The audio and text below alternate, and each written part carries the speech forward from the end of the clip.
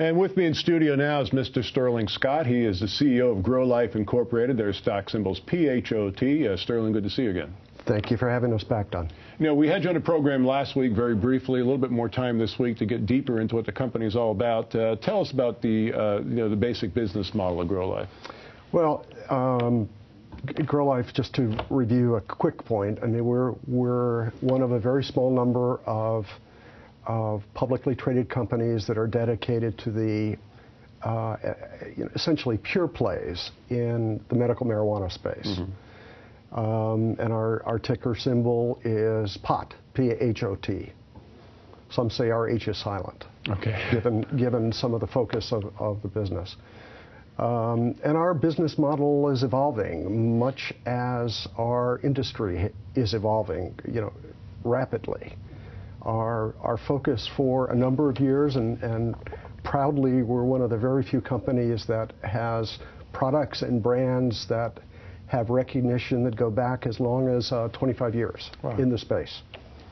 But it's been a very fast-moving industry as public acceptance has changed. Obviously, the regulatory environment has changed, and laws are changing.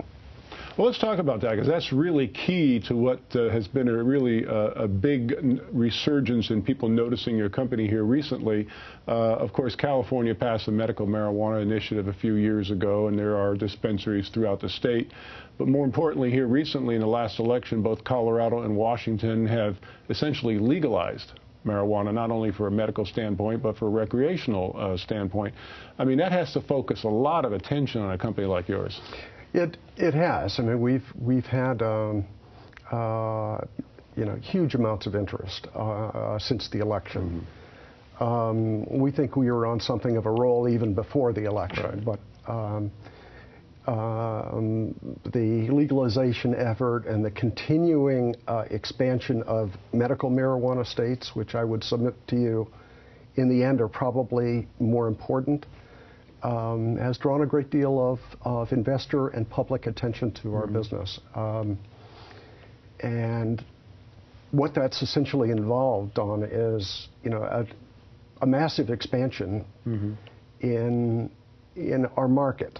There's been a massive expansion in terms of the core market that the company has participated in supplying, the technological picks and shovels to the industry.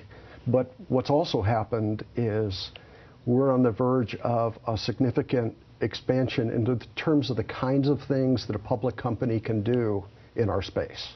Well, I liken to what's going on with the medical marijuana industry right now to what, basically happened about 80 years ago with Prohibition. I mean, there's been a paradigm shift in the public attitude and perception of the whole thing. So it's changing from something that was kind of hush-hush to something that's really right on the forefront right now. I mean, you're absolutely right. There are some distinct parallels there. And I've authored a number of pieces that explain that we look at it as a kind of a tipping point. Mm-hmm. We think it's unlikely that the federal government, as a policy matter, is going to stand by in the face of legalization efforts on the part of states like Washington and Colorado. But we also think it's very likely that the federal government will begin taking a more tolerant position and will begin to recognize, as more than a third of our states have already recognized, that there are legitimate medical applications for marijuana. And the public perception, that's already changed. The policy position is evolving and will change with that public perception by our crystal ball and the way that we've positioned our company.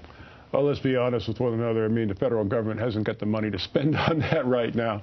Well, that's, coming back to your point, Don, about prohibition with respect to alcohol, that's essentially what happened. Right.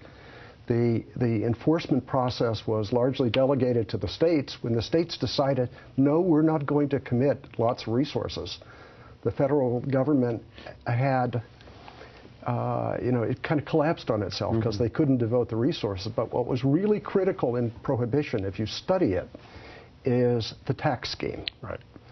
Ultimately, what happened, and I think you'll find the same thing is happening within the states, is that you take a behavior that, for a lot of reasons, people are already engaged in. In other words, I can find you a parade of very responsible grandmothers that use medical marijuana to relieve pain in most cases, to help them naturally control inflammation.